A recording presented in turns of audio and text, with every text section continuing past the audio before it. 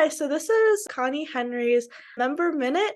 And if you could take a minute to introduce yourself, your name, your node or your working group, and what your role in 350 Mass is and how long you've been involved, that would be really great. Great. So my name's Connie Henry. I'm part of the Watertown node. I've been involved since November 2021.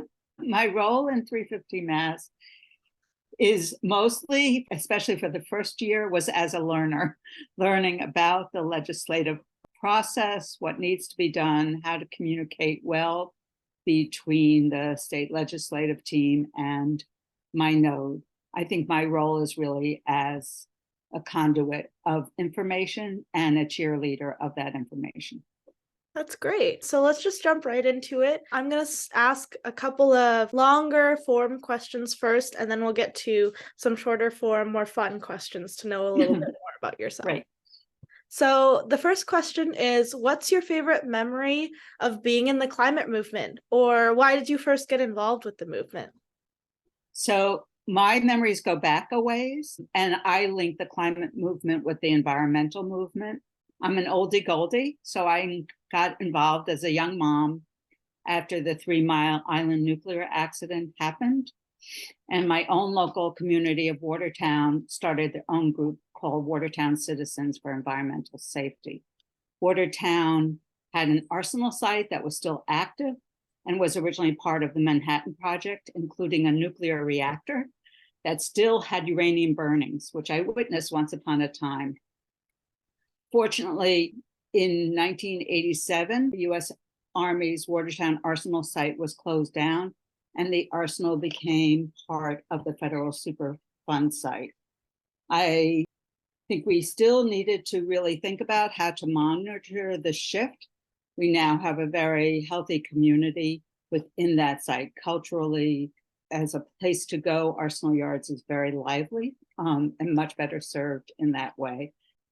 And one thing I wanted to say was that since I'm still new to 350 Mass, I'm still creating my own sense of memories. So one memory I hope to have sooner rather than later is the loud collective cheering upon the passage of the Make Polluters Pay bill, and that state and local communities receiving their first check can put it right to work because it's very much needed. Oh, yes. I actually didn't know that about Watertown, so thank you for telling me. It's very interesting information. I feel like as a young person, I really do want to know more about the history of the climate movement, especially in local groups like Watertown. And yes, I'm very excited for the Make Polluters Pay legislation to get passed, hopefully. Let's move on to the next question. What has shaped your vision of climate organizing? What lessons have influenced you? So there are many lessons we take with us from other kinds of organizations. I will state emphatically that I am a progressive person and believe in both when I'm working, that I'm part of a progressive professional community, and that when I'm doing this kind of volunteer work, that I am also part of a very progressive community. And one of the things that have shaped me is this idea that we are stronger together when we work hard, sustain our work, have joy built within it, have a vision of what needs to happen. Some of my shaping comes as a grandmother. I absolutely want my children and all children to inherit an earth that is safe, just, clean, and joyous. Thank you for sharing. The next question is, what are your hopes for the future of 350 Mass and climate organizing? I know you touched on the Make Polluters Pay bill. I know that's something that's hopefully in the near future for 350 Mass, but if you want to talk more a bit about that and also expand on that a little bit more, please feel free to do so. Thanks.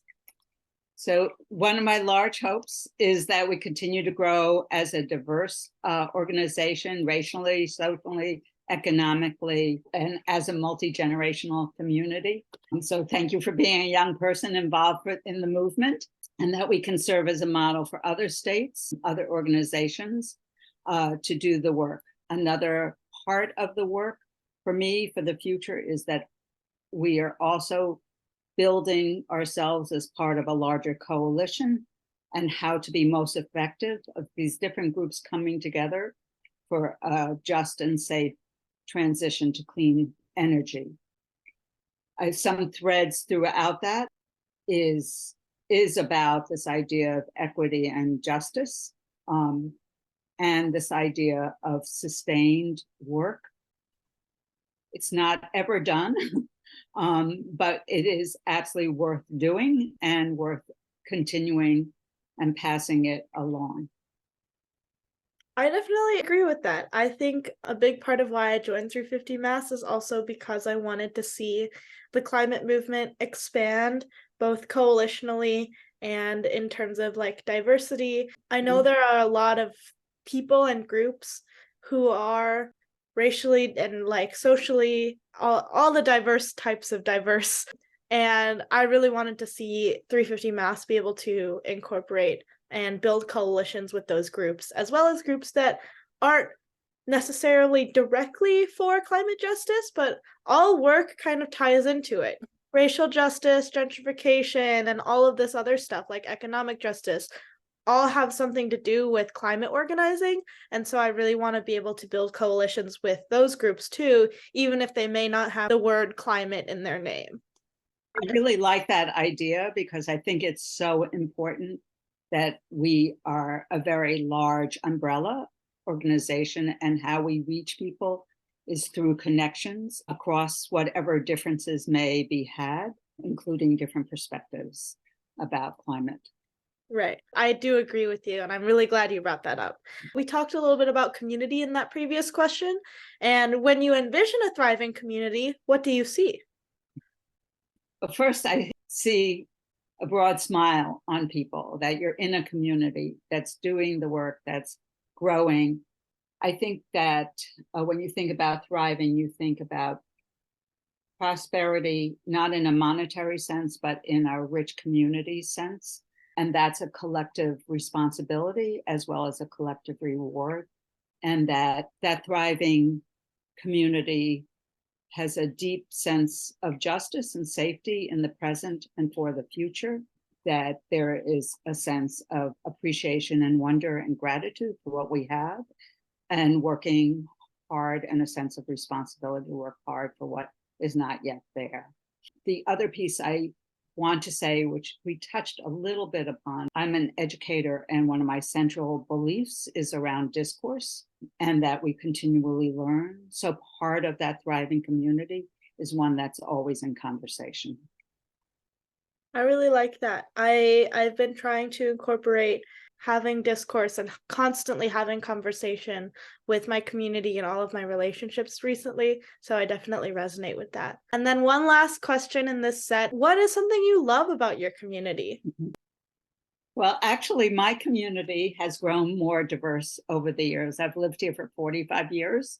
And one of the things that I really like about it is that more young people are moving here. It's become much more racially and ethnically diverse, and that there's a real sense of commitment to sustainability, and also to things like the arts that need to thrive as well, kind of this idea of expression, and a very thriving library as well. That sounds all really great. Now moving on to the second set of questions. The first one is, what is a book that you would recommend to everyone and why? Well, whether this is for everyone or not, I thought that I have it by my side, which the book is a math book of sorts. It's called The Beauty of Numbers in Nature. I belong to a math book club. So this was the first book that we read, and I thought about why I would think about this one in this context. It's because it talks about the complexity of the earth that we live in, that it has inherent structures and patterns and principles, and that it has incredible diversity. And it's a book that has lovely pictures, but also some dense text. So I like that combination. That sounds really beautiful. One of my friends is also really interested in that niche topic, which is math and nature together. So she wrote one of her college essays about being in nature and seeing all of these things that you see like in math and in numbers and in abstract ideas being actually in the real world. So that is very interesting. It is. It's really wonderful. When you think about a circle is a human construction.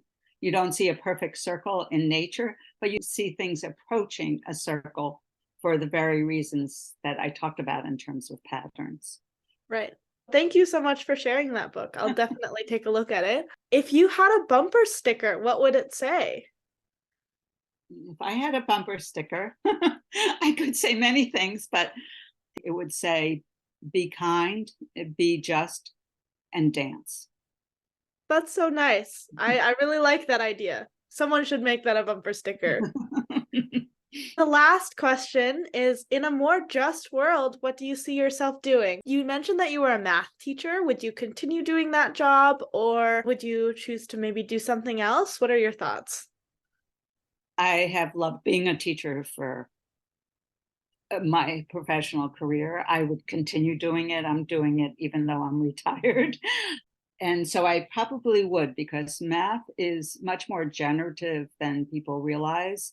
It is about having a problem be a kind of blank canvas and figuring out your own solutions to it. And it's also very much about discourse. It is also very much about equity, because math has served as a gatekeeper for children of color and for young women. And it really should be a gateway. So I do see myself continuing in that direction. But I see continuing the work. We are human beings, and we always will need to make sure that justice is happening. But of course, I would see myself very, very happy if we ever get to the point that we can say, wow, we really have done this. I like that. I'm glad you feel good about your job, and I hope that in the future I also have that same kind of passion for my job. And it brings me joy that teaching brings you joy and math brings you joy. So thank you so much for being here.